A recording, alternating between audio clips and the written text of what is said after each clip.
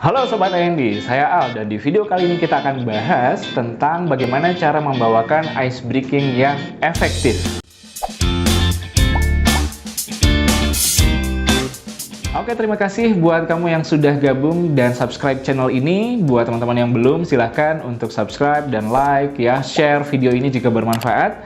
Dan kita akan mulai bahas dari prinsip yang pertama ketika kita membawakan sebuah ice breaking. Nah, sekarang coba diingat-ingat, prinsipnya adalah F-I-I-I-T, fit. Ya, lebih gampang, fit. Apa itu fit? F yang pertama, sebagai prinsip yang pertama, sebuah ice breaking haruslah fun. Fun, ya menarik. Ice breaking yang nggak menarik artinya bisa jadi ice breaking yang memang sudah pernah dibawakan berulang-ulang sehingga peserta bosan dan udah nggak menarik lagi. Ya, Kak, itu udah pernah, Kak. Kayaknya bosan, ada yang lain lagi nggak? Aku bosan sekolah online, nggak ada teman, jadinya pun bosan. Akhirnya peserta-peserta itu ogah-ogahan ketika diminta untuk melakukan satu aktivitas karena itu udah pernah terlalu sering misalnya gitu ya. Jadi somethingnya itu harus banget dicari dan teman-teman bisa cari itu di internet banyak banget ya. Atau nanti setelah ini saya akan juga produksi tentang ice breaking apa aja sih yang biasanya saya bawakan baik online ataupun offline. Ditunggu ya. Yang kedua adalah instruction. Maksudnya apa? Maksudnya dalam sebuah ice breaking perlu dipandu dan diberikan instruksi oleh fasilitator secara jelas. Kenapa? Karena saya punya pengalaman. Dulu itu ada sebuah ice breaking yang dilakukan atau dibawakan oleh salah satu teman saya dan saya lihat di situ ya. Karena instruksinya kurang jelas, malah yang terjadi adalah keributan di tengah-tengah peserta.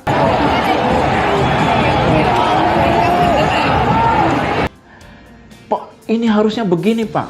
Pak, kan tadi katanya begitu, kok beda lagi? Wah, akhirnya ribut. Bukannya malah happy, yang ada malah debat. Nah, makanya dalam sebuah ice breaking, instruksi itu mesti clear dan jelas. Kita perlu pelajari dulu bagaimana sebuah ice breaking dibawakan. Gitu ya, kalau bisa latihan dulu, kita coba dulu sampai betul-betul kita hafal betul. Cara maininnya gimana, cara berhentinya gimana, dan cara menggalinya seperti apa, atau interaksinya seperti apa. Gitu ya. Instruction yang kedua. Yang ketiga, interaktif. Jadi sebuah ice breaking perlu dibawakan secara interaktif.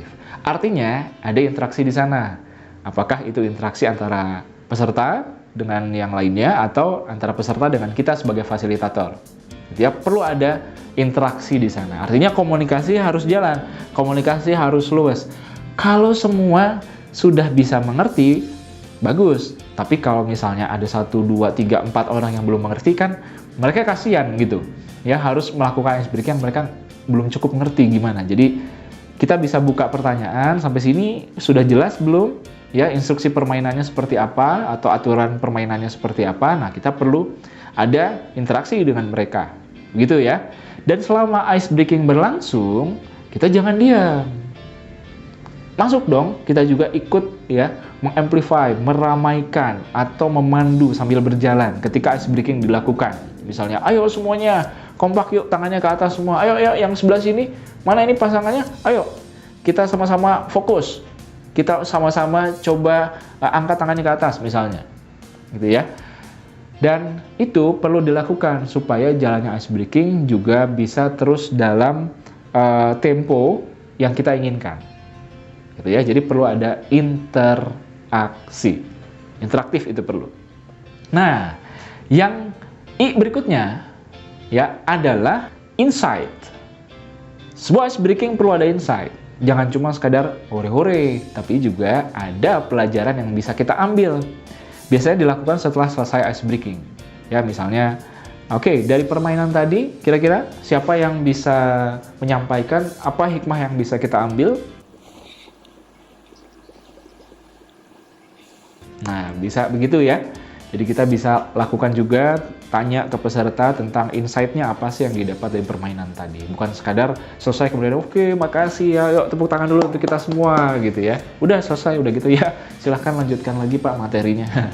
Nah, tentu kita perlu buat itu jadi lebih bernilai dan berbobot.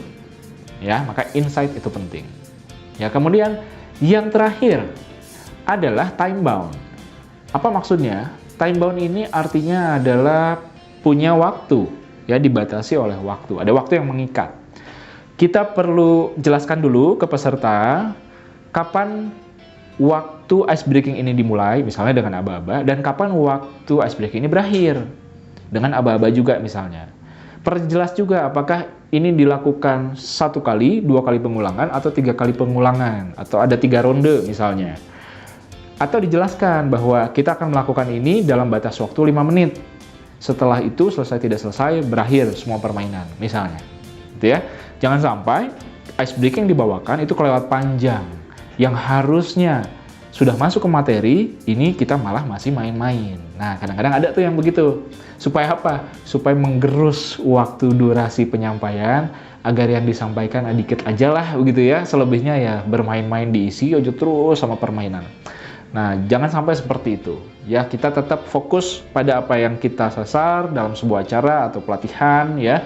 Bahwa kita masih ada poin-poin penting yang harus disampaikan oleh pembicara, maka kita juga harus perkirakan ice breaking ini kira-kira makan waktu berapa lama nih supaya peserta bisa kembali ke dalam materi yang akan disampaikan. Ya, ingat ice breaking ini yang penting buat peserta itu happy dan lebih fokus. Cukup seperti itu buat peserta itu lebih nyaman dan lebih fokus. Kalau sudah fokus ya sudah, kalau sudah nyaman ya sudah. Kadang-kadang loh ya, kadang-kadang ice breaking ini malah nggak diperlukan. Kenapa?